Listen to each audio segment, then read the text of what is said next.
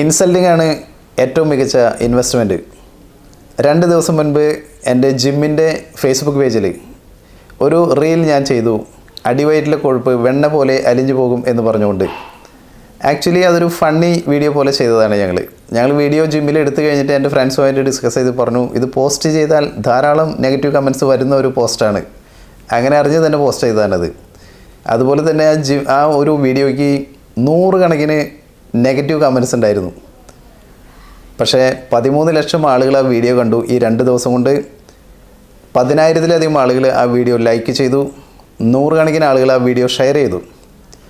സാധാരണഗതിയിൽ ഒരു മനുഷ്യൻ ഈ ഒരു ഇൻസിഡൻസിൽ നിന്ന് എന്ത് കാര്യമായിരിക്കും ഉൾക്കൊള്ളാൻ സാധ്യതയുള്ളത്?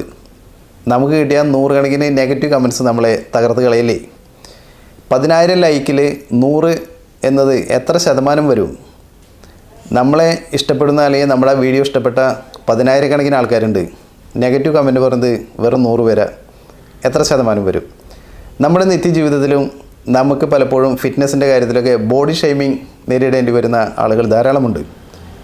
ഒരു നെഗറ്റീവ് കമൻറ്റ്, നമ്മളൊരു ഫംഗ്ഷൻ ചെയ്യുന്നപ്പോൾ നീ വല്ലാതെ വണ്ണം വെച്ചിരിക്കുന്നു, നീ വല്ലാതെ മെലിഞ്ഞിരിക്കുന്നു, നീ വല്ലാതെ കറുത്തിരിക്കുന്നു എന്നൊക്കെ പറഞ്ഞ് ധാരാളം ബോഡി ഷെയ്മിങ് നമ്മൾ കേൾക്കാറുണ്ട്.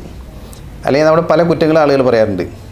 എന്നാൽ അതൊക്കെ നമ്മുടെ ചുറ്റുമുള്ള പോസിറ്റീവായ കാര്യങ്ങളുടെ എത്ര ശതമാനം വരും? 10,000-ൽ 100 എന്ന് പറയുന്ന പോലെ വളരെ നിസ്സാരം കാണുള്ളൂ.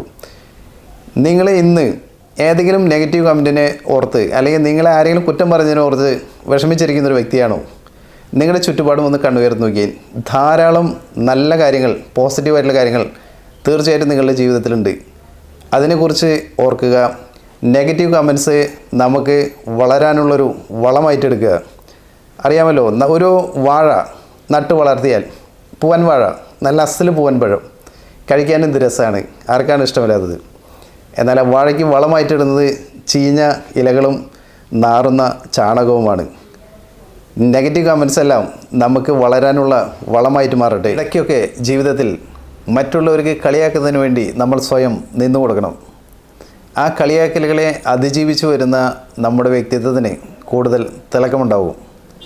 എൻ്റെ മെൻറ്റർ എപ്പോഴും എന്നോട് പറയാറുള്ളൊരു കാര്യമുണ്ട്, പെർഫെക്ഷന് വേണ്ടി കാത്തു നിൽക്കാതെ ആക്ഷൻ എടുക്കുക എന്നത്. നമ്മൾ സ്റ്റെപ്പ് വെച്ച് മുന്നോട്ട് പോയിക്കൊണ്ടിരിക്കുക. പെർഫെക്റ്റായിട്ടൊരു കാര്യം ചെയ്യാം എന്ന് വിചാരിച്ച് നിൽക്കരുത്. നമ്മൾ ചെയ്തുകൊണ്ടേയിരിക്കുക. നമ്മൾ ചെയ്ത് പെർഫെക്ഷനിലെത്തും എന്നതാണ്. കളിയാക്കലുകൾ വരുമ്പോൾ അതിൽ നമ്മൾ നിന്നു പോകരുത്, അതിനെ അതിജീവിച്ച് മുന്നോട്ട് പോവുക. ഇൻസൾട്ടിംഗ് ആണ് ഏറ്റവും മികച്ച ഇൻവെസ്റ്റ്മെൻറ്റ്. നമ്മളെ കളിയാക്കുന്നവർ അത് ചെയ്യട്ടെ, നമുക്ക് മുൻപോട്ട് പോകാൻ ഒരുപാടുണ്ട്.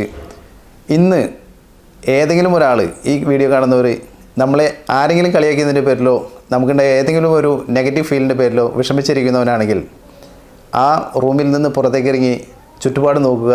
ധാരാളം പോസിറ്റീവായിട്ടുള്ള കാര്യങ്ങൾ നമ്മുടെ ജീവിതത്തിലുണ്ട്. അത് സ്വീകരിച്ച് ഊർജ്ജം സംഭരിച്ച് മുന്നോട്ട് പോവുക.